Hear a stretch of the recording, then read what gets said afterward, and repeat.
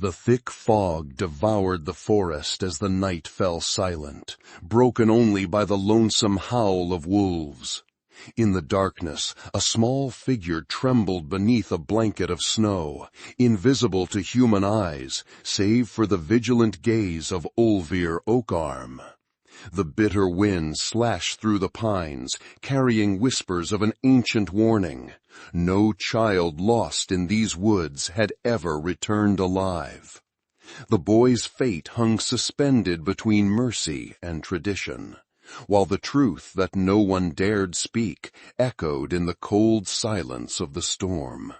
Who would save this lost innocence caught between beasts and men? If you want to know the darkest tale of the Viking world, stay until the end. 24 hours earlier, Olvir walked along the edge of the fjord, his footsteps firm yet silent on the wet snow. The morning had dawned gray, with a cutting wind that swept down from the mountains, carrying the promise of more snow before nightfall. At 33 winters, he stood as guardian of Elderheim, a man carved by battle and scarred by loss, yet still bearing the honor of the Gudmundsson clan upon his broad shoulders. The scent of burning wood and smoke from the village hearths mingled with the fresh aroma of pine and damp earth.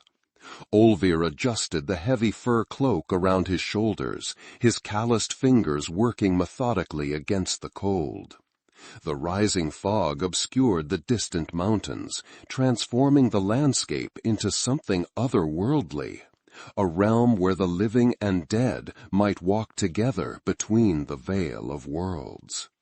His daily patrol took him farther from the village that morning. Something pulled him toward the ancient forest that bordered their lands, a feeling he couldn't explain but had learned never to ignore. Warriors who disregarded their instincts rarely lived to see their beards grow gray, and Olvir's intuition had saved him more times than the sharp edge of his axe. Olvir paused at the tree line, his breath forming clouds before his face.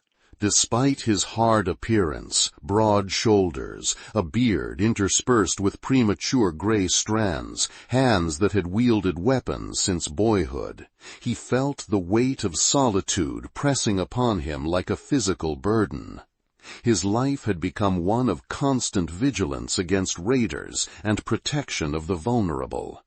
The pale sun illuminated the lone cabin where he dwelt in isolation, and the distant laughter of children from the village evoked memories he carried with bitter sorrow. The loss of his own son, taken by a merciless fever just 4 moons past. Njal, he whispered his son's name to the wind, a ritual he performed each morning. The boy had been but 5 winters when the sickness took him. His wife, Helga, had followed shortly after, her heart too broken to continue beating in a world without their child. The gods had been cruel, and Olvir had stopped asking them for favors. He now lived only to serve his duty to the clan that had taken him in when he had nothing left. As he inspected the perimeter where forest met shore, a muffled sound caught his attention, a whisper among the branches that didn't belong to the wind. Olvir's hand instinctively moved to the axe at his belt, his senses suddenly alert like a wolf scenting prey.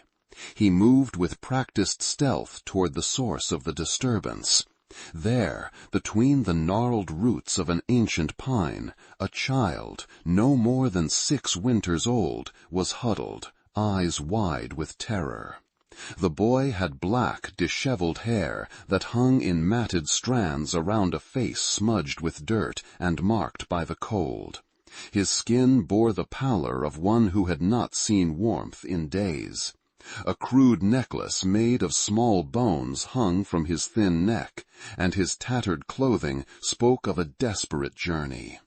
The child's dark eyes avoided Olvir's gaze, but there was a silent, desperate plea for help in the way his small body trembled. His lips were blue with cold, and his hands, raw and bleeding from exposure, clutched at a small pouch tied to his waist as if it contained his very soul. Olvir hesitated, his mind racing through the consequences of what he was considering. The clan feared outsiders, especially in these uncertain times when alliances shifted like the spring ice. Stories of children taken by the forest were considered ill omens, harbingers of misfortune. To help this boy could mean ruin for him and what remained of his standing in the community. The elders would see it as an insult to the old ways, perhaps even a threat to their safety. Yet something in the fragility of the child, in the trembling gleam of his eyes, awakened an ancient flame in the warrior's chest, a protective instinct he thought had died with his son. With a steady hand he extended his arm and murmured soft words in the old tongue. Kom med mig, frykt icke. Come with me, do not fear. The boy flinched at first, pressing himself deeper into the roots of the tree, like a wounded fox cornered by hunters. His eyes darted from Olvir's face to his weapon, then to the forest behind him, calculating his chances of escape. I will not harm you, Olvir continued, this time in the common tongue of the northern tribes. He slowly removed his axe from his belt and placed it on the ground, then knelt in the snow, making himself smaller, less threatening. You will die in this cold. I offer warmth, food, safety. Each word seemed to reach through the boy's fear, like shafts of sunlight penetrating the dense forest canopy. After what seemed an eternity, the child moved. A slight shift forward, a tentative trust forming in those dark, haunted eyes. What is your name, boy? Olvir asked, his voice gentler than it had been since he'd held his dying son.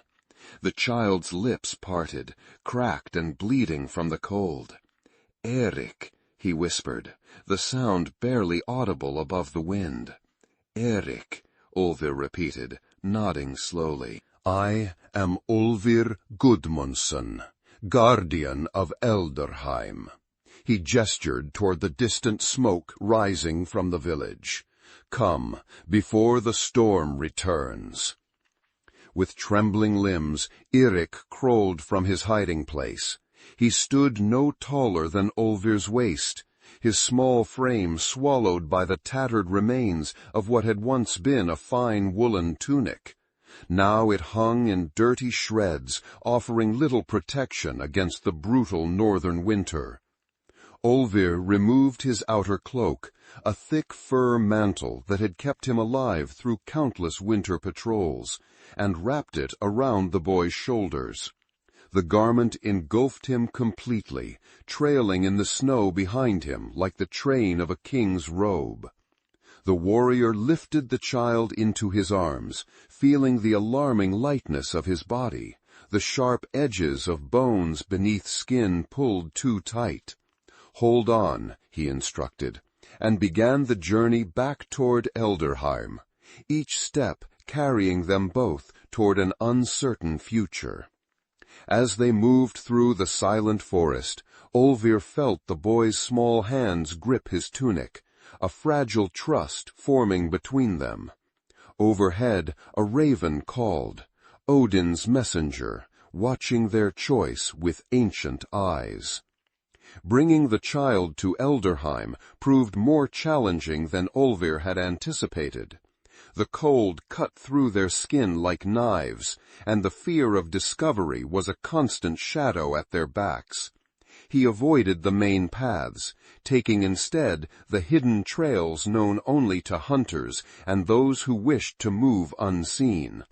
The snow had begun to fall again, thick flakes that obscured vision and muffled sound, a blessing in disguise as it covered their tracks almost as quickly as they made them. By the time they reached Olvir's cabin on the outskirts of the village, the day was fading into early darkness.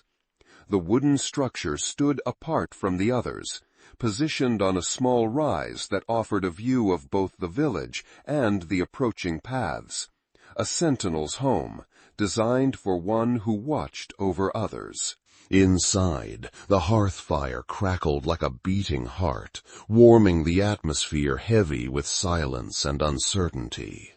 Olvir placed the boy on a bench near the flames, watching as the child's eyes darted around the cabin, taking in every detail, searching for threats or escape routes, the instincts of one who had learned survival through harsh experience. "You are safe here," Olvir said, moving to a wooden chest where he kept provisions. He returned with a piece of dry bread, a strip of smoked meat, and a horned cup filled with warm water infused with honey, a rare luxury he had been saving. "Eat slowly. Your stomach will rebel if you rush."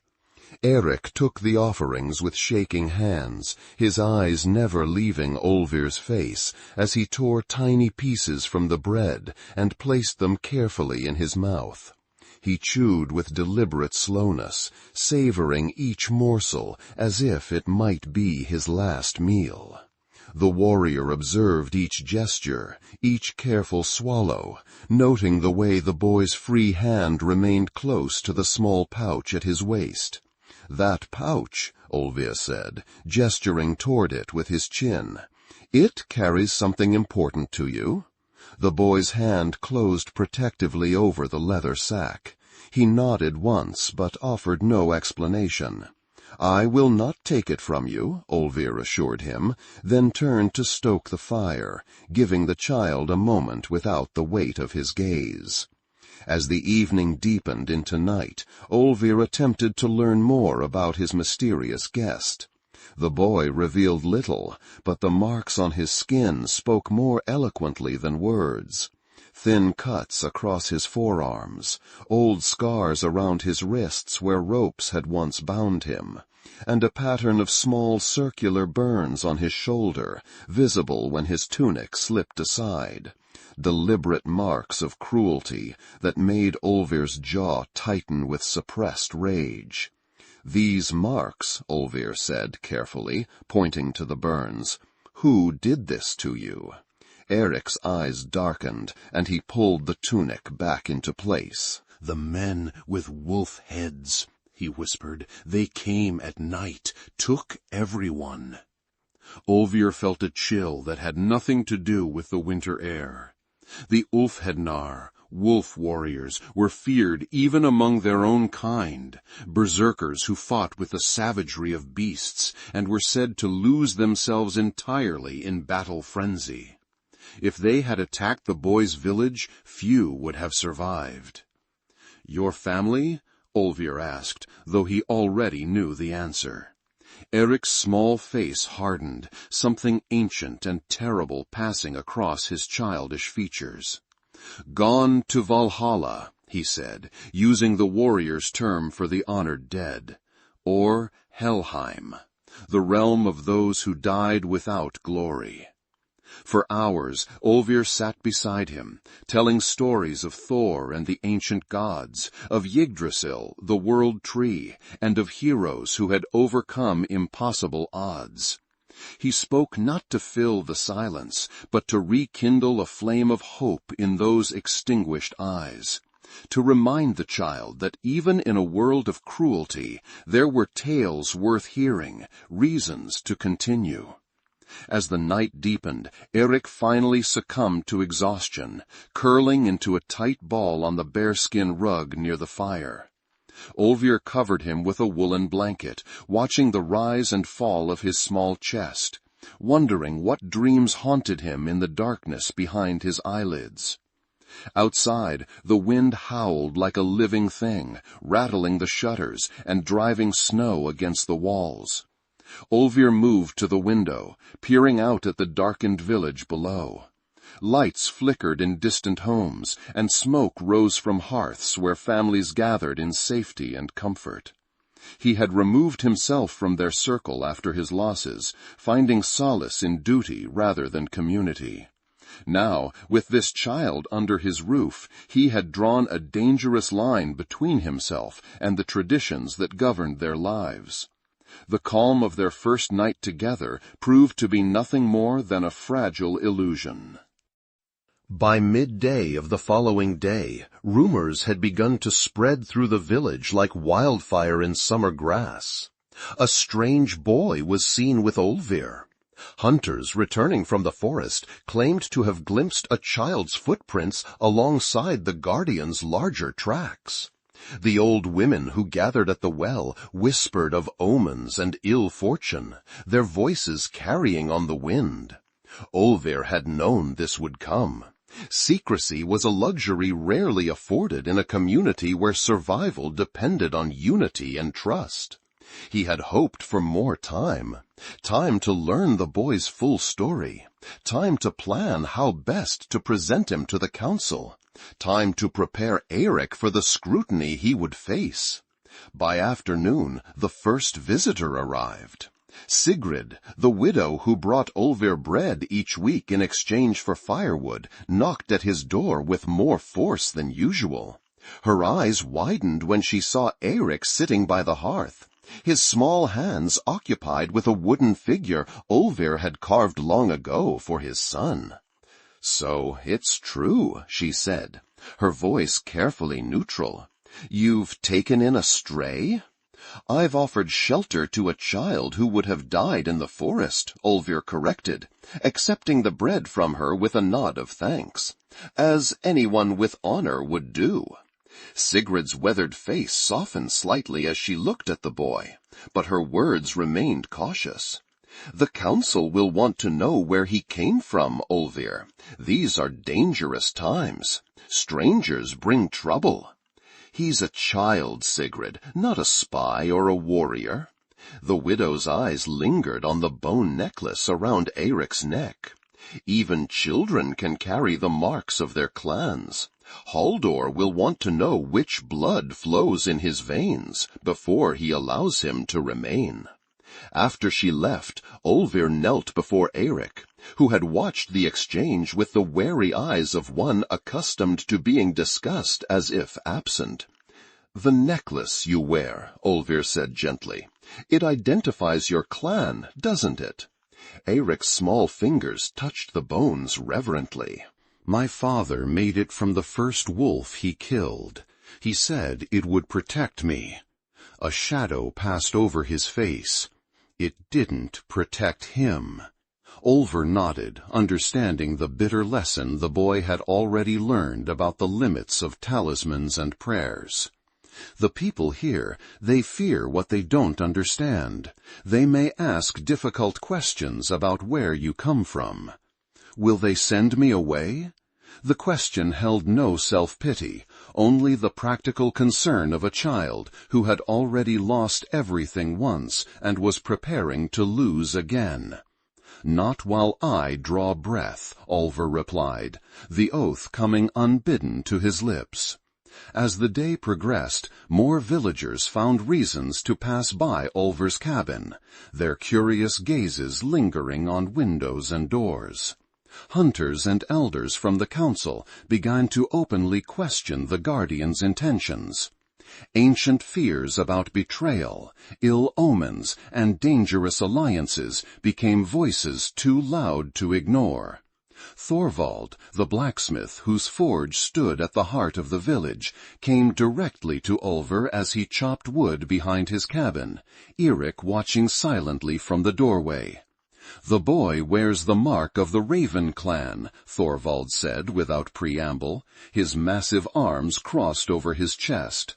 "I recognized the pattern of bones in his necklace." Olvir's axe bit deeply into the chopping block. "And?" "The Ravens have been enemies of our people for 3 generations, Olvir. They raided our southern settlements last autumn, took slaves, burned storehouses." "Did this boy raid your home, Thorvald? Did his small hands burn your grain?" Olvir's voice remained steady, but there was an edge to it that made the blacksmith shift his weight uneasily. "You know that's not what I meant, but blood calls to blood. When he's grown. If he grows, Olvir interrupted, it will be because someone showed him mercy when he needed it most. What kind of man would he become then? One who remembers kindness, or one who learns that cruelty is the only language men understand?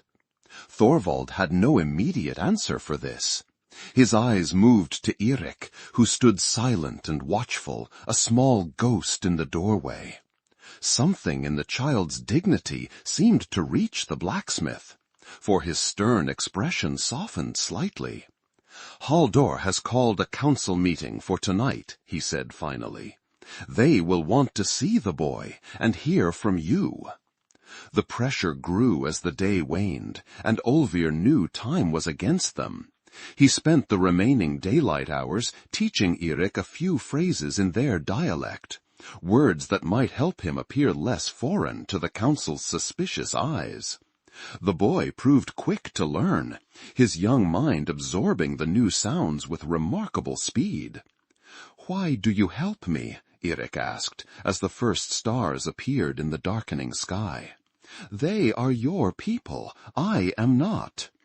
Olvir paused before answering, searching for words that would make sense to a child who had seen too much of the world's harshness.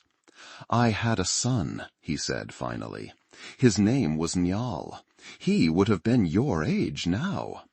Understanding dawned in Eirik's eyes, not pity, but a recognition of shared loss. "The sickness took him." "Yes, and my wife after." Olvir's hands stilled on the knife he had been sharpening. "Sometimes the gods take everything, and we must decide who we become in the emptiness they leave behind." Eirik nodded, as if this wisdom was something he had already discovered in his short, brutal life. "My mother said that too, before the wolfmen came." Before Olvir could respond, a pounding at the door announced what they had been dreading. The time for preparation was over. It was on that freezing night that the conflict erupted into the open. A group led by Halldor Grey, the chief of the council, surrounded the cabin. The air hung heavy with accusations and fear. Torches illuminated grim faces as Olvir opened his door, Eirik standing slightly behind him, small shoulders squared with a dignity that belied his years. Halldor stood at the front of the gathering, his gray hair disheveled by the wind, his cold eyes assessing the situation with the calculation of a man who had led their people through famine and war. The deep scar on his left cheek twisted as he frowned, the large iron ring on his finger catching the torchlight as he gestured toward the boy. "Olvir Gudmundsson," he began formally, "you have brought a stranger among us without the council's knowledge or consent. In times of peace, this would be a matter for discussion. In times of war, it is a breach of trust that cannot be overlooked." Murmurs of agreement rose from the gathered villagers. Olvir noted those who nodded and those who looked uncertain, counting allies and enemies by instinct. "I found a child dying in the snow," Olvir replied, his voice carrying across the silent gathering. "Would you have had me leave him to the wolves, Halldor? What would that say about our honor?" "Honor does not require foolishness," Halldor countered. "That boy wears the bones of the Raven clan, our enemies. For all we know, he was placed there for you to find, a ploy to gain access to our village, our defenses." Laughter, harsh and disbelieving, escaped Olvir's lips. "A ploy? Look at him, Halldor. Look at his arms, his face. Those are not the marks of a child placed as bait. Those are the marks of one who has survived horror." Halldor's gaze shifted to Eirik, noting the scars visible even in the flickering torchlight. His expression remained unmoved. "The boy must be given over to the council for questioning.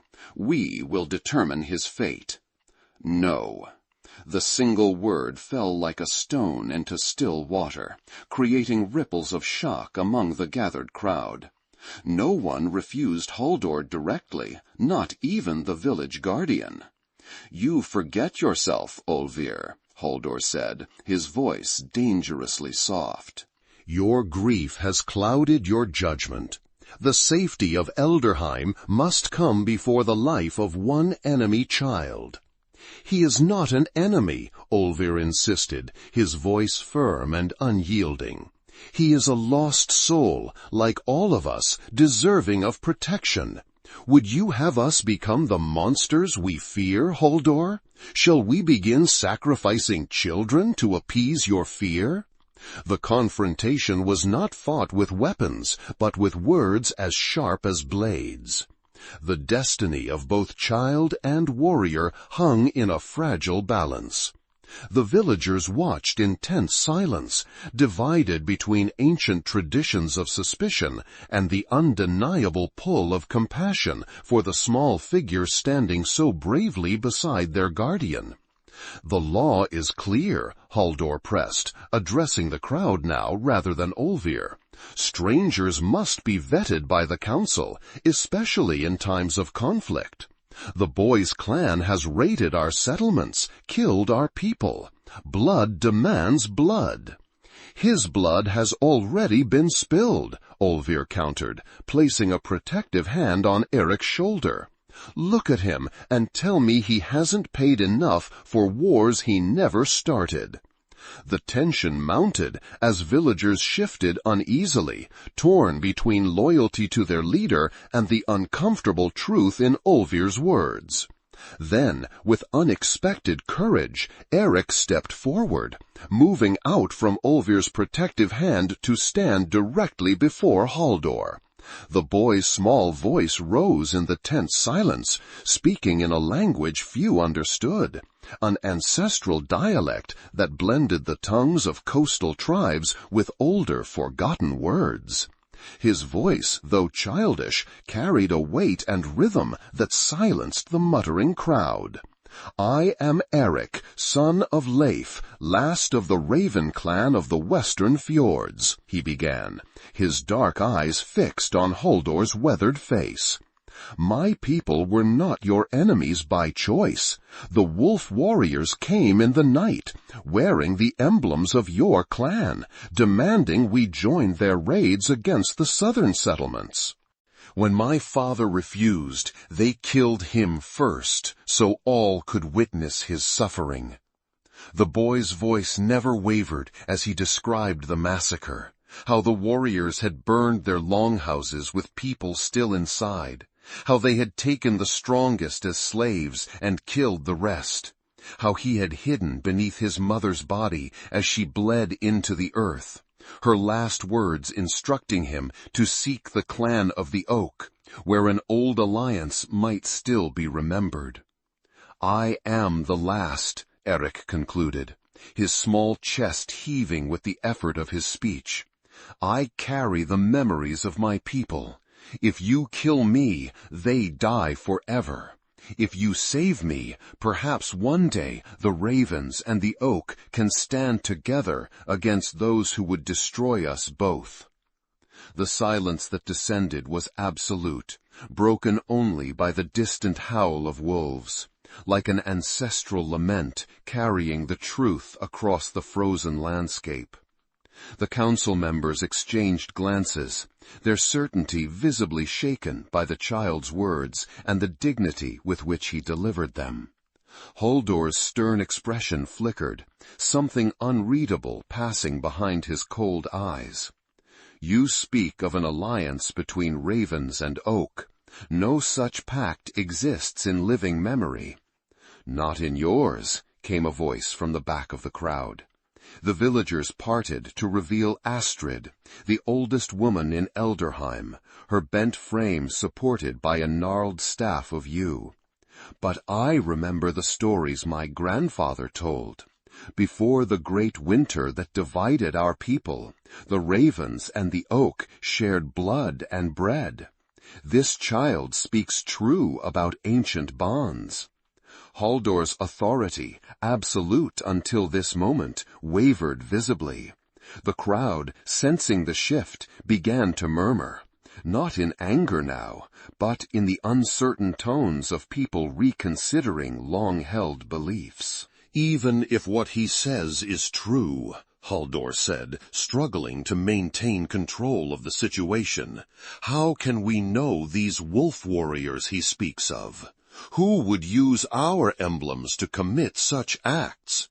The Ulfhednar answer to no clan." Thorvald the blacksmith spoke up, his deep voice carrying across the gathering. "They take contracts from any who pay, and wear whatever emblems serve their purpose. I have heard rumors of their raids along the western coast. The boy's tale rings true." The momentum had shifted, and Halldor knew it. His gaze moved from the child to Olvir, calculating his next move in this unexpected challenge to his authority. It was Eirik who broke the impasse. With deliberate movements, he removed the bone necklace from around his neck and held it out to Halldor, an offering that symbolized both vulnerability and trust. "My father said, a true leader protects even those who cannot repay the debt," the boy said simply. "Are you such a leader?" The challenge, delivered with childish directness, struck at the heart of Halldor's pride and position. To refuse now would be to admit he fell short of this fundamental test of leadership. The council chief's weathered hand hesitated, then reached out to touch the necklace, not taking it, but acknowledging the offering. "The council will deliberate," he announced, his voice gruff with suppressed emotion. "Until then, the boy remains in Olvir's care, but under the watch of the village guard." It was not acceptance, but neither was it rejection. As the crowd dispersed into the night, Olvir felt the first faint stirring of hope. The boy had fought his own battle with nothing but truth and courage, weapons more powerful in that moment than any steel. When they were alone again in the cabin, Olvir knelt before Eirik, seeing him truly for the first time, not as a helpless child, but as a survivor with a strength that humbled him. "Your mother taught you well," he said softly, "to speak with such wisdom before the council." Few grown warriors could have done better. Eirik's composure, maintained so admirably before the village, finally cracked. His small face crumpled, and tears, perhaps the first he had allowed himself since witnessing his family's destruction, carved clean tracks down his dirty cheeks. She said to be brave," he whispered, the words catching on sobs. "But I'm afraid all the time." Olvir gathered the boy into his arms, feeling the thin shoulders shake with grief too heavy for any child to bear alone. "Being brave doesn't mean not feeling fear," he murmured into the child's tangled hair. "It means facing it anyway.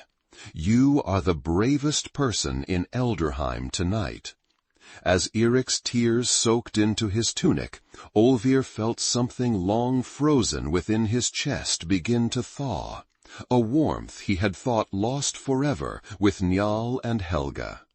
The gods had taken everything from him, yes, but perhaps they had also sent this child, not as a replacement for what was lost, but as a chance for something new to grow from the ashes of grief. Outside, the wolves howled again, closer now, their voices rising in eerie harmony. Olvir held the boy tighter, understanding that some battles were fought not with axes and shields, but with compassion and truth against the darker instincts that resided in all men's hearts. The council's deliberation lasted 3 days. 3 days of tense waiting, during which Olvir and Eirik rarely left the cabin. Village guards stood watch outside, a reminder of their conditional freedom. Yet, despite this surveillance, small gestures of support began to appear. Sigrid brought extra bread and a small pot of honey. Thorvald delivered a child-sized knife suitable for carving wood. Even some of the village children left small treasures on the doorstep: a polished stone, a carved wooden animal, a bright feather tied with string. On the evening of the third day, as the winter sun sank early behind the mountains, Halldor returned. This time he came alone, without the intimidating presence of torches and followers. The council chief's face revealed nothing as Olvir invited him inside, where Eric sat by the fire, carefully carving a piece of pine wood with his new knife. "The council has reached its decision," Halldor announced without preamble, his gray eyes moving between man and boy. Olvir braced himself, one hand instinctively moving closer to his axe leaning against the wall. If the decision went against them, he had already determined his course. They would flee that night, seeking refuge with distant kin along the eastern fjords. "The boy may stay," Halldor continued, his voice carefully neutral, "under certain conditions." The relief that flooded through Olvir was so profound that for a moment he couldn't speak. Eric looked up from his carving, his dark eyes wide with cautious hope. "What conditions?" Olvir managed finally. "He will be your responsibility entirely. His actions, his education, his integration into our ways, all fall to you. If he brings harm to Elderheim, it will be on your head." Halldor's stern gaze fixed on Olvir. "And you will resume your full duties as guardian, including training the young men and sitting on the council. Your isolation ends now." Olvir understood what wasn't being said. Halldor was binding him back to the community, ensuring his loyalty by giving him a stake in its future once more. It was a shrewd move, one that acknowledged Olvir's value while neutralizing the potential threat of his independent stance. "Agreed," Olvir said simply. Halldor nodded, then turned his attention to Eric. From within his cloak he produced the bone necklace the boy had offered him during the confrontation. "Your father's koken returns to you," he said, holding it out. "Wear it with honor, but remember that from this day forward you bear the mark of Elderheim as well." Eric accepted the necklace with solemn dignity. "Thank you, Elder Halldor." The council chief's weathered face softened almost imperceptibly. "You spoke like a man before the council, Eric Ravenson. We will watch to see what kind of man you become."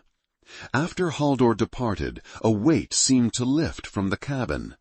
Eric clutched his necklace, a smile, perhaps his first since arriving, transforming his solemn face into something childlike again. "We stay?" he asked, seeking confirmation of this unexpected turn. "We stay," Olvir affirmed, ruffling the boy's dark hair. "And tomorrow we begin to build your place here." In the days that followed, Elderheim changed. The boy received a new name among the villagers, Eric Olvirson, acknowledging the bond that had formed between guardian and child. Slowly, the community learned to accept what they had once feared, their initial suspicion giving way to cautious acceptance and, eventually, genuine welcome. Eric proved himself eager to learn and quick to adapt. He followed Olvir everywhere, absorbing the Guardian's lessons on tracking, fishing, and the basic skills of survival. The village children, initially wary of the stranger, gradually included him in their games, drawn by his quiet courage and the exotic tales he could tell of his homeland. For Olvir, the transformation was equally profound. The cabin that had once echoed with lonely silence now resonated with the sounds of life. Eric's questions, his nightmares, his occasional laughter. The fire that had illuminated only solitude now blazed with the promise of new beginnings. The warrior found himself planning for futures he had ceased to imagine after his losses, teaching Eric to sail when spring came, building a larger sleeping platform to accommodate the boy's eventual growth, considering which skills would serve him best in the years ahead. Not everyone embraced the change with equal enthusiasm. Some villagers maintained their distance, watching the foreign child with lingering suspicion. Rumors still circulated about ill omens and the wisdom of harboring the last of an enemy clan. Yet even the most resistant could not deny the positive effect Eric had on their guardian. Olvir, who had withdrawn into grief and duty after his family's death, now participated in village life once more, his counsel valued in matters beyond defense. As winter deepened, bringing the darkest days of the year, Eric's nightmares intensified. He would wake screaming, trapped in memories of fire and blood, calling out in his native tongue for parents who would never answer. Olvir learned to anticipate these episodes, to be awake and ready with quiet words and steady presence, offering not false reassurances, but the simple comfort of not being alone in the darkness. On one such night, as the wind howled with particular ferocity around the cabin, Eric's terror was worse than usual. He thrashed in his sleep, fighting invisible enemies, tears streaming down his face even before he fully woke. When Olvir managed to calm him, the boy clung to him with desperate strength. "They come back in my dreams," Eric whispered, his face pressed against Olvir's chest. "The wolf-men, they find me every night." "Dreams cannot harm you," Olvir said gently, stroking the boy's tangled hair. "They are shadows only, memories of what has passed." Eric pulled back slightly, his eyes haunted in the dim firelight. "But what if they're not just dreams? What if they're warnings? The wolfmen said they would hunt down every raven, to the last child. What if they find out I'm here?" The question struck at Olvir's deepest fears, not for himself, but for the fragile peace they had established, and the child who depended on him. He could not dismiss the possibility. The Ulfhednar were known for their tenacity and their brutal thoroughness in fulfilling contracts. "If they come," Olvir said carefully, choosing honesty over false comfort, "they will find not one defenseless child, but an entire village of warriors who have claimed you as their own. And they will find me, standing before all others." The promise seemed to ease some of the terror in the boy's eyes. "You would fight for me, even against the wolf-men?" "Without hesitation," Olvir replied, the oath settling into his bones with the weight of absolute certainty. He had failed to protect his son from sickness, his wife from grief, invisible enemies against which his strength and skill had proven useless. But this was a threat he understood, an enemy he could face with steel and courage. "I have something to show you," Eric said suddenly, reaching for the small leather pouch he still carried everywhere. From it, he withdrew an object wrapped in a scrap of faded cloth. Carefully, he unwrapped it to reveal a small carved figure, a raven in flight, rendered in dark wood with remarkable detail despite its tiny size. "My father made it for me on my naming day," Eric explained, holding the carving as if it were made of the most precious gold. "He said ravens remember everything, every kindness, every wrong. They carry the memories of our people in their wings." Olvir accepted the figure when Eric placed it in his palm, understanding the profound trust represented by this sharing. "It's beautifully made," he said, examining the intricate feather patterns carved into the wood. "Your father had skilled hands." "He said I would have skilled hands too, one day." Eric's voice wavered between pride and grief. "But I never learned enough before they." "Then we will honor him by teaching you," Olvir said firmly, returning the carving to the boy's small hands. "Thorvald can show you how metal takes shape in fire. I can teach you the way of wood and bone. Your father's skill will live on in your hands." Eirik clutched the raven to his chest, a spark of determination replacing the fear in his eyes. "I want to learn everything, so I can remember everything for them." That night, as the boy finally slept peacefully beside him, Olvir remained awake, listening to the wolves that howled in the distant forest. Their voices seemed to carry a message across the frozen landscape, a reminder that in nature, as in the lives of men, the most vulnerable were often the most fiercely protected. The pack defended its own against all threats, with a loyalty that transcended individual survival. In that moment, Olvir understood that the worst fate for a Viking child lost in the forest was not the cold that froze the blood, nor the beasts that hungered for flesh, but the abandonment of those who should have protected them, the failure of humanity in the face of suffering. He had chosen differently, and in that choice had found a path back to himself.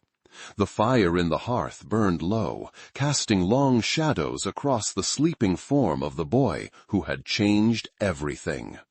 Olvir added another log, watching as the flames leaped higher, pushing back the darkness for a little while longer. Outside, the wolves fell silent, their message delivered to ears that had finally learned to listen. As winter began to loosen its grip on Eldraheim, signs of change appeared throughout the village. The ice on the fjord thinned, revealing glimpses of dark water beneath. Green shoots pushed through the snow in sheltered places, and birds returned from their southern journeys, filling the air with calls that had been absent for months. Eirik transformed as well, shedding the haunted wariness that had marked him since his arrival. His thin frame filled out as regular meals restored his strength. His dark hair, properly washed and cut, framed a face that smiled more frequently now. The nightmares still came, but less often, and with decreasing power to terrify. Most remarkable was his integration into village life. What had begun as reluctant tolerance from the villagers developed into genuine acceptance as Eirik proved himself useful and eager to learn. He helped the fishermen mend nets with nimble fingers, assisted the woodcarvers with increasingly skilled hands, and absorbed the elders' stories with respectful attention. Even Halldor, who watched the boy's progress with careful scrutiny, occasionally nodded in grudging approval. For Olvir, the changes were equally profound. The grief that had defined him since losing his family didn't vanish. Such wounds never truly heal, but it was no longer the center around which his existence revolved. He resumed his place on the council, his voice carrying the weight of one who had challenged tradition and emerged stronger.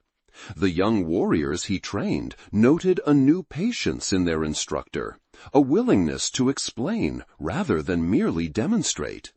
On the first truly warm day of spring, Olvir took Olvir to a secluded cove where the fjord waters lapped gently against a pebbly shore.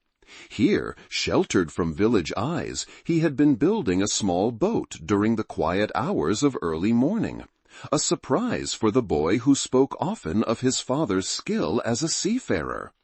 Every Viking should know how to handle a vessel, Olvir explained as Eirik circled the boat with wide eyes, running his fingers along the smooth-planed wood. This one is yours to learn on. Mine? The word came out as a whisper of disbelief. Yours to sail, yours to care for. Olvir placed a hand on the boy's shoulder. Your father would want you to remember the ways of your people on the water. Tears welled in Eric's eyes, but they were different from the tears of grief and fear that had marked his first weeks in Elderheim. These were tears of a different kind, of gratitude, of connection, of finding something believed lost forever. "Thank you," he said simply, the words carrying the weight of all he couldn't express. The lesson that followed was the first of many. Olvir taught as his own father had taught him, with patience, clear instruction, and the occasional well-deserved praise.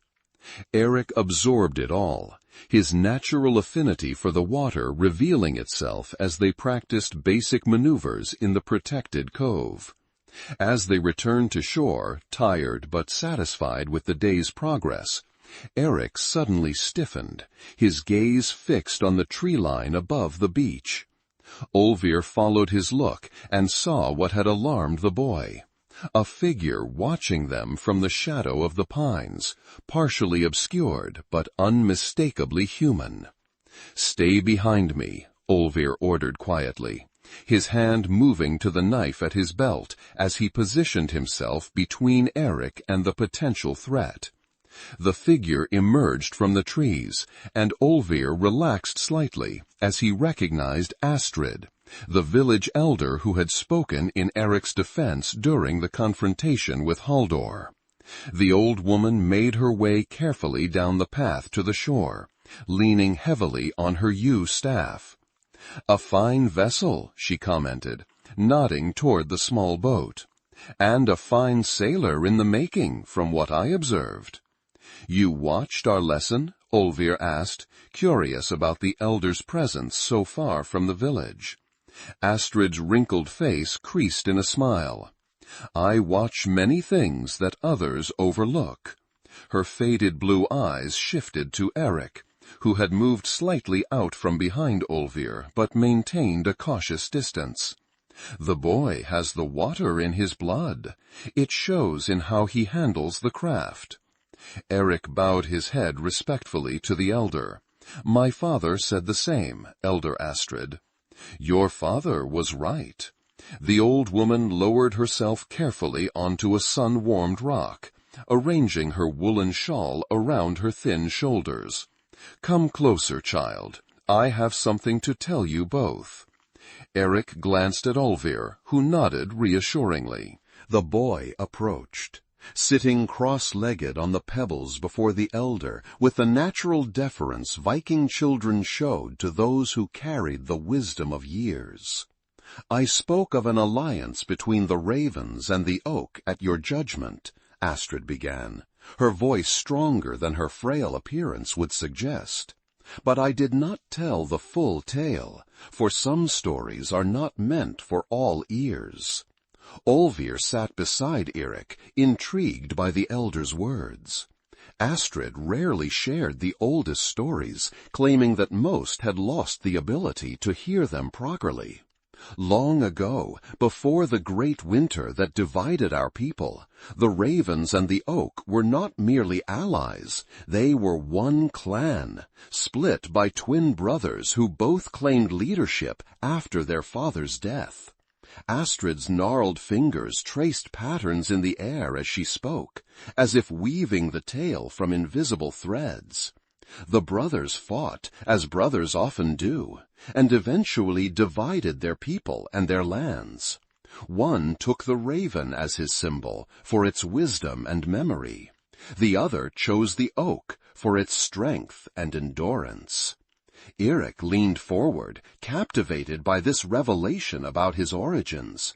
"So our clans are family?" "Distant cousins, separated by generations of division," Astrid confirmed. "The knowledge was kept by the memory keepers of both clans, passed down through specific lines." Her eyes, sharp despite her age, fixed on Olvir. "Your grandmother was one such keeper for our clan, though she died before she could pass all her knowledge to your mother." This was news to Olvir, who had known his grandmother only as a stern but loving presence in his early childhood. "Why tell us this now?" Astrid gestured toward Eric. because the boy's arrival is not chance, but the fulfillment of an old prophecy. When the last raven flies to the oak's branches, the divided shall be one again, and together they shall face the wolf at the door. A chill ran down Olvir's spine, despite the warm spring sun. You believe Eirik's coming was foretold? I believe the gods weave patterns beyond our understanding, Astrid replied carefully.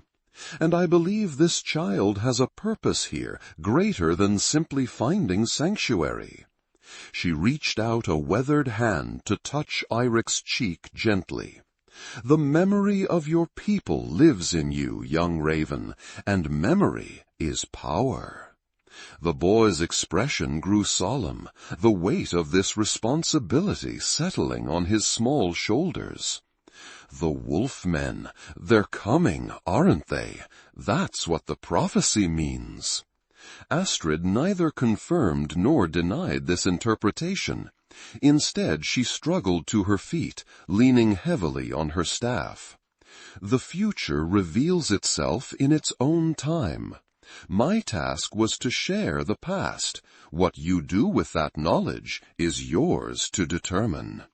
As the elder made her way back up the path to the forest, Olvir and Eirik remained on the shore, the joy of their sailing lesson overshadowed by Astrid's revelations. Do you believe her? Eirik asked finally, his voice small against the lapping of waves on the shore. About the prophecy? Olvir considered his answer carefully. I believe that nothing happens without purpose, though we may not recognize that purpose until long after. Whether your coming was foretold or merely fortunate, you are here now, and that is what matters. Eirik nodded, his young face serious as he processed this perspective. If the wolf-men do come, will Elderheim stand with me? Will Haldor? Haldor will stand with Elderheim's interests, Olvir answered honestly. And I believe he now sees that your welfare is among those interests. As for the village, they have accepted you as one of their own. Vikings protect their own. This seemed to satisfy the boy, who turned his attention back to the small boat, running his hand along its hull with newfound purpose. Then I must learn everything I can to be worthy of protection. Olvir placed his hand on Eirik's shoulder, feeling the fragile bones beneath his palm, the vulnerability and the strength that coexisted in this remarkable child. Worth is not earned through skill alone, Eirik. It exists in who you are, not merely what you can do. The boy looked up at him, dark eyes reflecting the vast sky above. Who am I then, raven or oak? You are both, Olvir said simply, and that may be exactly what we all need you to be. As they gathered their things and prepared to return to the village, a raven called from the forest edge, a harsh, insistent cry that seemed to echo Astrid's words about memory and power. Eirik paused, listening to the bird with an intensity that reminded Olvir of the elder herself. It says danger comes with the changing moon, the boy whispered, then looked embarrassed, as if he'd spoken nonsense. Olvir didn't dismiss the comment. In their world, the voices of ravens were often considered messages from Odin himself. Then we will be ready, he promised, guiding Eirik up the path toward home, the prophecy and its implications settling into his thoughts like stones in still water. The changing moon came and went without incident, then another and another. Spring surrendered to the fullness of summer, bringing long days of light and brief, gentle nights. The village prospered under fair weather and good fishing, and the memories of winter's fears receded like the snow itself. Eirik flourished in this season of growth. He spent his days divided between learning the practical skills of Viking life from Olvir and absorbing the traditional knowledge of his adopted clan from the elders. Astrid, in particular, took special interest in his education, teaching him the old songs and stories that preserved their history. His nights were increasingly peaceful, the nightmares coming less frequently, as new, better memories overlaid the trauma of his past. For Olvir, this period brought a contentment he had thought lost forever. The pain of his family's loss remained, a shadow that would never fully lift, but alongside it grew a new purpose and pride in Eric's development. The boy called him father now, tentatively at first, then with increasing confidence as Olvir's warm response confirmed the rightness of this designation. It was easy, in the golden abundance of summer, to forget the warnings and prophecies of darker days. Easy to believe that the worst had passed, that the future stretched before them untroubled by ancient enemies or foretold conflicts. The illusion shattered on the longest day of the year, when the sun barely dipped below the horizon before rising again. Elderheim celebrated this sacred time with feasting and ritual, honoring the gods for the light and warmth that sustained them through the dark half of the year. Bonfires burned along the shore, and mead flowed freely among the adults while children played games of skill and daring. Eric participated fully in the festivities, no longer the outsider, but a recognized member of the community. He had won a wrestling match against a boy 2 years his senior, earning approving nods from the warriors who watched the children's contests. Even Haldor had acknowledged the victory with a gruff word of praise that made Eric beam with pride. As twilight deepened into the brief summer night, Olvir found himself standing somewhat apart from the celebration, watching his adopted son accept a wreath of oak leaves and wildflowers from a group of giggling village girls. The sight brought a smile to his face and a bittersweet ache to his heart, as he thought of how Helga would have delighted in this scene. "He has found his place among us," Thorvald observed, joining Olvir with a horn of mead in his massive hand. "You were right to stand for him." "He made his own place," Olvir corrected, accepting a horn from the blacksmith. "I merely opened the door." Thorvald chuckled, the sound rumbling deep in his chest. "You did more than that, my friend. You gave him a father when he had lost his own. There is no greater gift." Before Olvir could respond, a shout from the village watchman cut through the festive noise. All heads turned toward the signal fire tower, where a figure waved urgently, pointing north along the fjord. "Ships!" the watchman called down. "3 longships approaching!" The celebration dissolved instantly into organized action. Warriors moved to retrieve weapons, women gathered children, and elders directed the movement of valuables to secure locations. This rapid transition from feast to defense was ingrained in every member of the community, a necessary adaptation to the realities of Viking life, where threats could appear at any moment. Olvir's first thought was for Eric. He spotted the boy helping younger children toward the meeting hall, his wreath still perched crookedly on his dark hair, but his expression serious beyond his years. Their eyes met across the chaos, and Olvir nodded in approval of the boy's instinctive move to protect those more vulnerable than himself. Haldor appeared at Olvir's side, already buckled into his leather armor, his hand resting on the hilt of his sword. "Raiders?" he asked tersely. "Possibly," Olvir replied, scanning the darkening fjord where the approaching ships were now visible as distant silhouettes. 3 ships is a large force for simple raiding, though. More like a deliberate expedition. Or a hunt, Haldor said grimly, giving voice to the fear that had immediately formed in Olvir's mind. "Get the boys somewhere safe. I'll organize the defense." Olvir nodded, grateful for Haldor's immediate understanding of the potential danger to Eirik. He moved quickly through the dispersing crowd, reaching the boy as he guided the last of the smaller children into the meeting hall. "Eirik," he said, kneeling to look the child in the eye, "I need you to go with Sigrid to the cave behind the waterfall. Stay there until I come for you, no matter what you hear." The boy's face paled, but he nodded bravely. "Is it them, the wolfmen?" "We don't know yet," Olvir answered honestly, "but we take no chances with your safety." Sigrid appeared beside them, her usually gentle face set in determined lines. "I'll guard him with my life," she promised, a small knife already visible in her hand.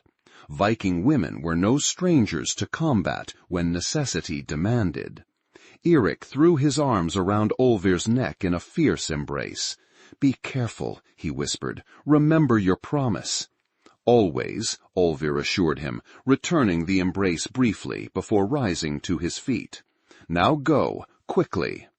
As Sigrid led Eirik away toward the forest path that would take them to the hidden cave, Olvir turned his attention to the approaching threat. He hurried to his cabin, donning his battle gear with practiced efficiency. Leather armor reinforced with steel plates across chest and shoulders, forearm guards inscribed with protective runes, the axe that had served him through countless conflicts. By the time he rejoined the village defense at the shore, the approaching ships were close enough to reveal their nature.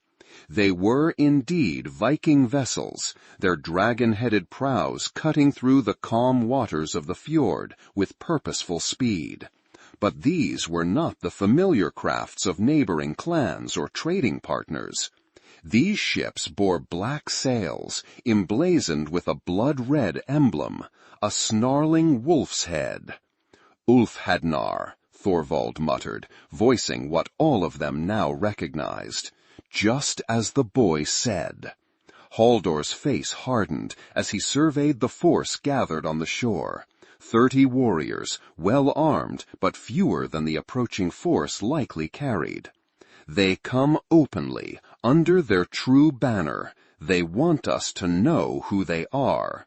"They come for Eirik," Olvir said, the certainty heavy in his chest. "To finish what they started with his clan." The council chief nodded grimly. "Then they find us instead." He turned to address the assembled warriors. "Elderheim stands together. These wolfmen think to hunt a child on our shores. Show them what happens to those who threaten our own." A roar of approval rose from the gathered defenders, and Olvir felt a surge of gratitude toward Haldor. The council chief had fully embraced Eirik's place among them, committing the village to his defense without hesitation. The first ship reached the shallows, and a figure stood tall in its prow, a warrior whose size and bearing marked him as the leader. He wore a headdress fashioned from a wolf's skull, the jawbone forming a grotesque mask across the upper half of his face. His bare arms were covered in ritual scars and tattoos, and a necklace of human teeth hung against his massive chest. "People of Elderheim," the wolf leader called, his voice carrying easily across the water. "We come not for war with you, but to complete a contract. Deliver to us the raven child who shelters behind your walls, and we depart in peace." Haldor stepped forward, his sword gleaming in the light of the shore fires. "There is no raven child here," he replied, his voice steady and carrying. "Only children of Elderheim, under our protection." The wolf leader laughed, the sound echoing unnaturally across the fjord. "Do not play word games, old man. The last son of Leif the Raven hides among you. Our employer pays well for his head, and we mean to collect." "Your employer," Olvir called out, stepping forward to stand beside Halldor. "Who pays gold for the death of a child?" "That is not your concern, Oak Arm," the wolf leader replied, using Olvir's battle name with mocking familiarity.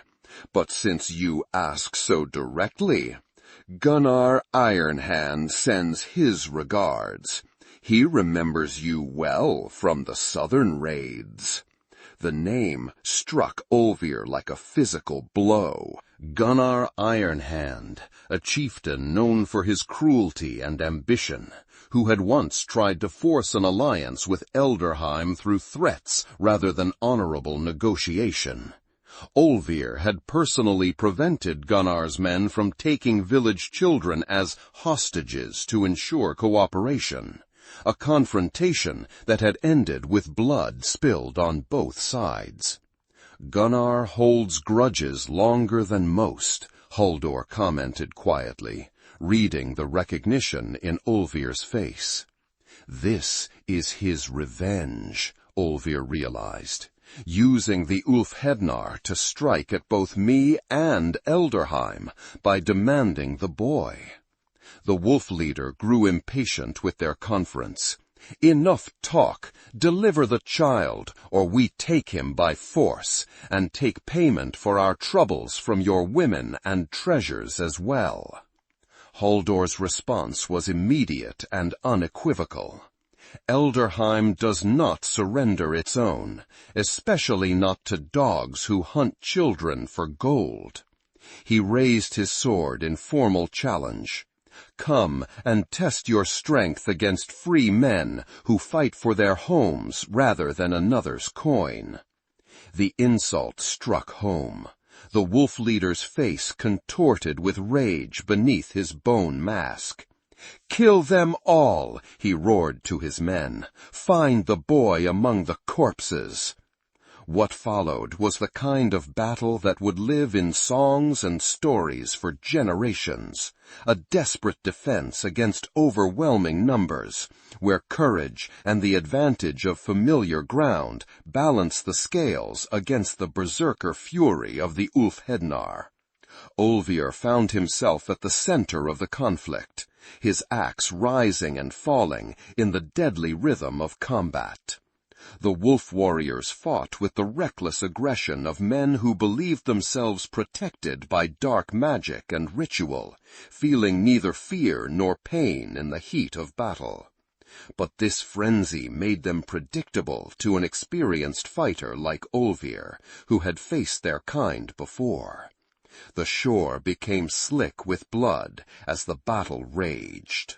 The villagers fought with the determination of those protecting home and family, forming shield walls that broke the initial charge of the wolf warriors, then engaging in the brutal, close combat where individual skill determined survival. Through it all, Olvir remained aware of a single driving purpose: to keep these hunters far from the hidden cave where Eric sheltered. He fought not just with skill, but with the cold fury of a man defending his child, each strike of his axe a promise kept to the boy who had trusted him with his life.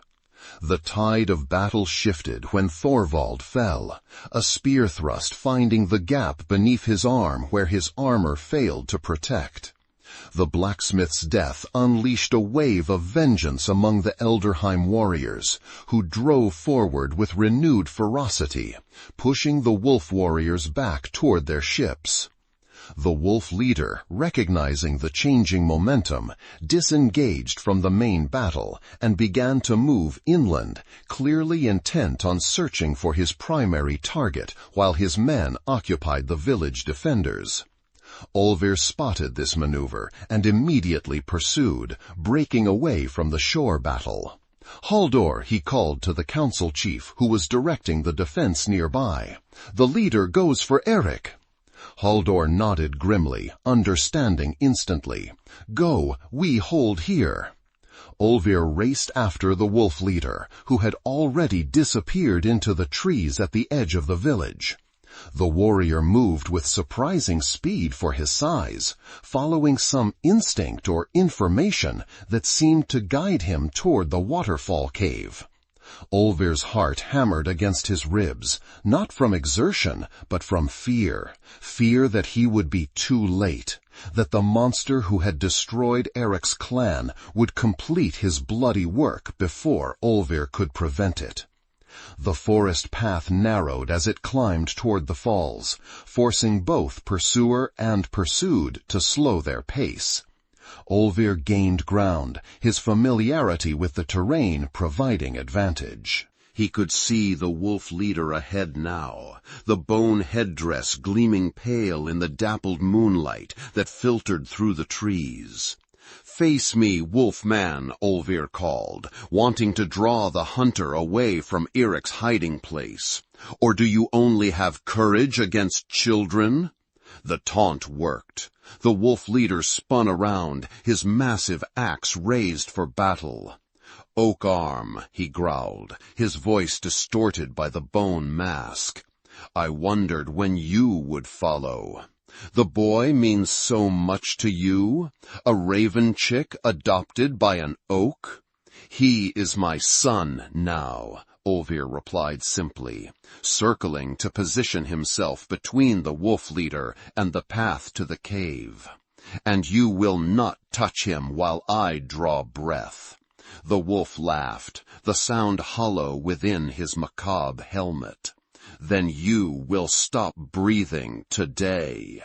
He lunged forward, his axe describing a deadly arc aimed at Olvir's neck. The battle that ensued was unlike any Olvir had fought before.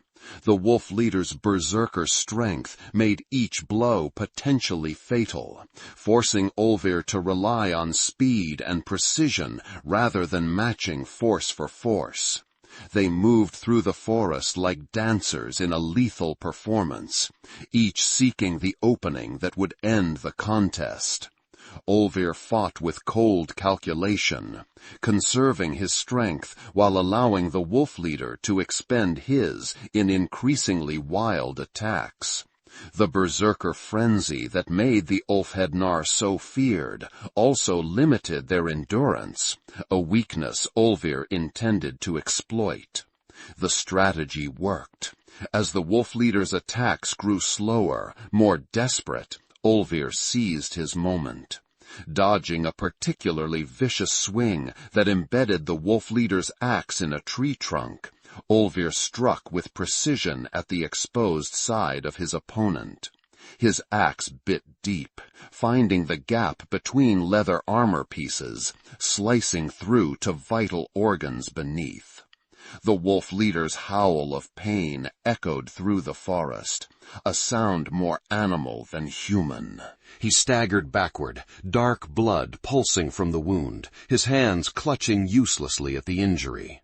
The bone mask slipped askew, revealing a face contorted with rage and disbelief. "How?" he gasped, sinking to his knees. "The ritual makes us invulnerable."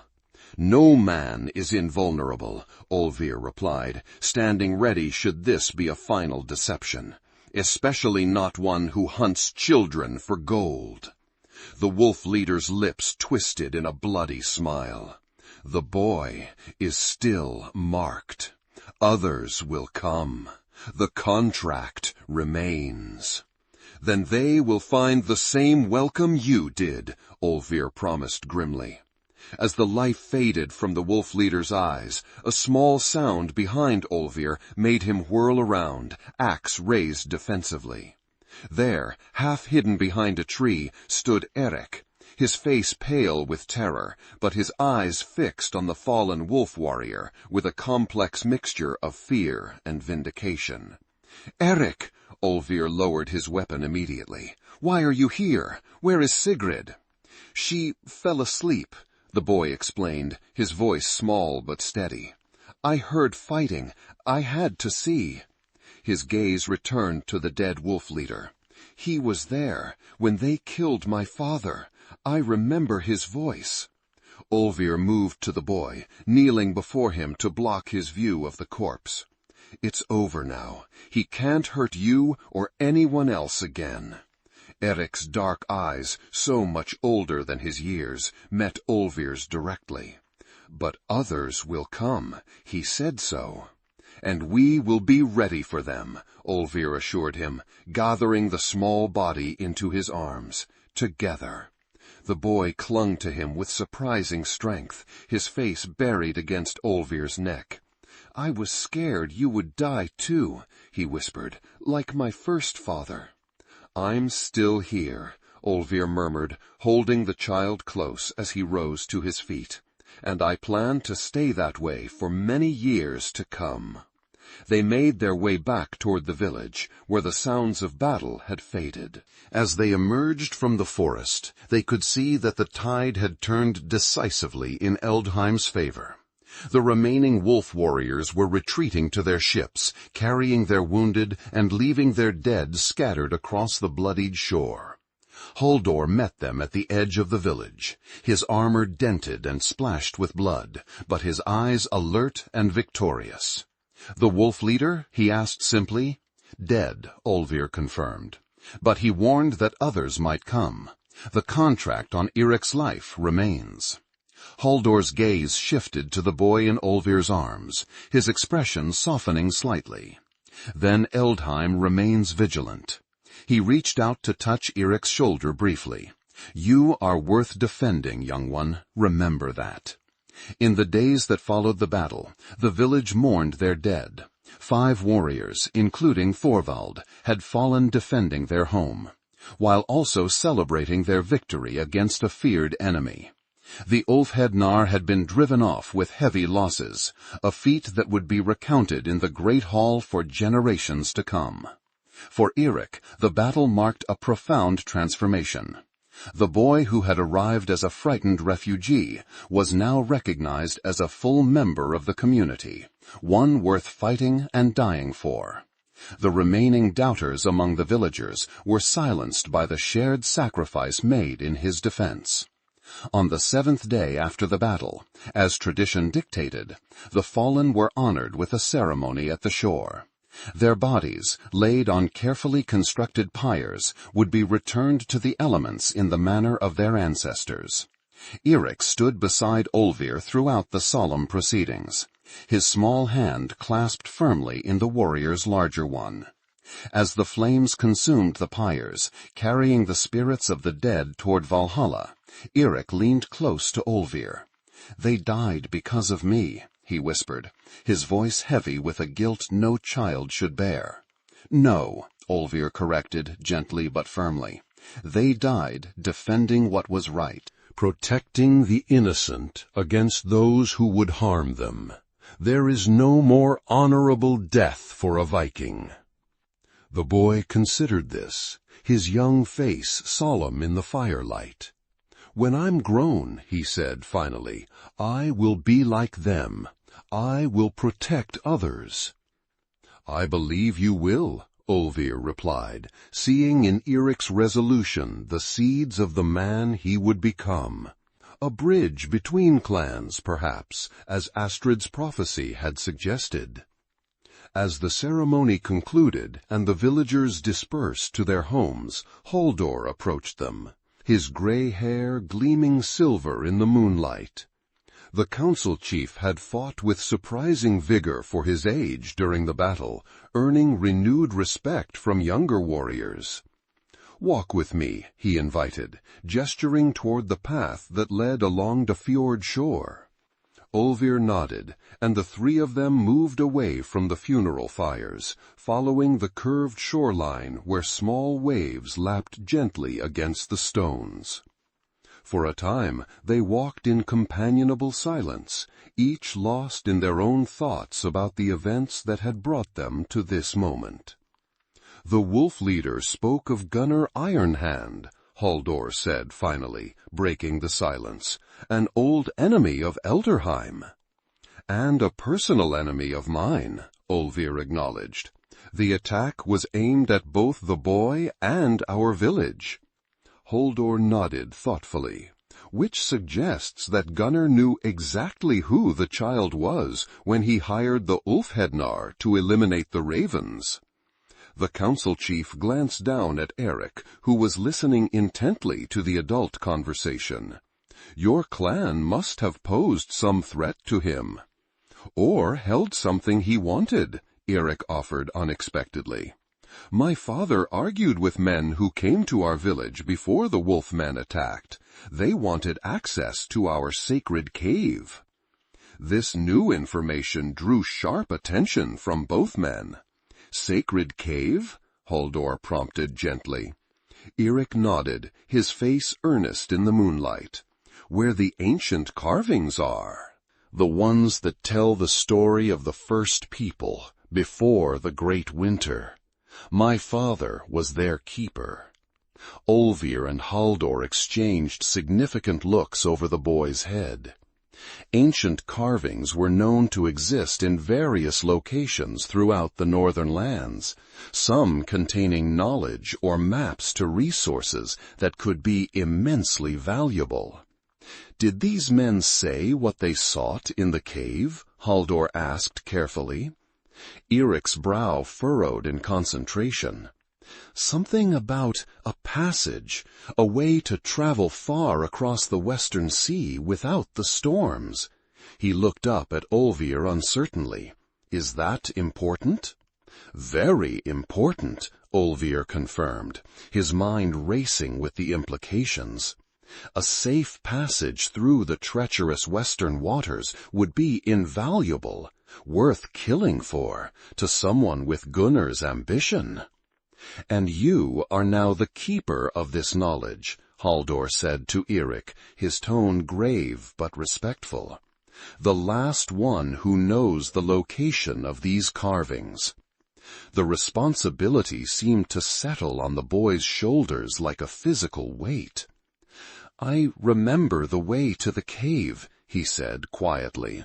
My father showed me many times. Halldor placed a hand on Eric's shoulder, the gesture both protective and affirming. Then Elderheim will ensure that knowledge remains safe until you are ready to use it as you see fit. He looked to Olvir. The boy's heritage is even more significant than we realized. Gunnar will not abandon his pursuit easily. Then we remain vigilant, Olvir replied, his hand moving instinctively to his axe, and we prepare. As they turned back toward the village, where lights glowed warmly from cabin windows against the gathering darkness, Eric spoke again, his voice carrying a conviction beyond his years. When I'm older, he declared, I will find the sacred cave again, and I will use what it contains to bring the ravens and the oak together, just as Elder Astrid's prophecy said. Olvir smiled down at the boy, seeing in him not just the child he had rescued, but the man he would become. A leader who might indeed unite what had been divided, who carried in himself the blood and memory of two ancient lines. I believe you will, he said simply. That night, as they settled into their cabin, the fire burning low in the hearth, Eric fell asleep quickly, exhausted by the emotional weight of the day. Olvir remained awake, watching the rise and fall of the boy's chest, marveling at the strange path that had brought them together. Outside, the wolves howled in the distant forest. Not a sound of menace now, but something more like a reminder of wild freedom and the bonds that tied a pack together against all threats. Olvir understood their message in a way he never had before. Family was not merely blood, but choice. Protection, not merely duty, but love. The worst fate for a Viking child lost in the forest was not death, but to be forgotten, to have no one remember their story, their lineage, their purpose. Eric had escaped that fate. He carried within himself the memories of his first family and clan, while building new memories with his adopted home. He was both raven and oak, past and future, memory and promise. As the wolves fell silent and the night deepened around the sleeping village, Olvir added another log to the fire, ensuring it would burn until morning. The flames leaped higher, pushing back the darkness, illuminating the small figure who had changed everything. The lost child who had found his way home through the howling wilderness, guided by forces greater than chance alone. In the morning, they would begin again, training, planning, preparing for whatever challenges lay ahead. But for now, in this moment of quiet reflection, Olvir simply gave thanks to gods he had once cursed, for leading him to the child beneath the ancient pine, and for giving him a reason to believe in something beyond survival. The fire crackled softly, speaking its own language of warmth and protection. Outside, a raven called once, a single, clear note in the pre-dawn stillness, answered moments later by the distant howl of a wolf. Two voices from different worlds, joining briefly in harmony before falling silent, their truth echoing across the awakening land. If you enjoyed this video, don't forget to subscribe. We're just getting started and we really need your support. And may the gods grant you a legendary life.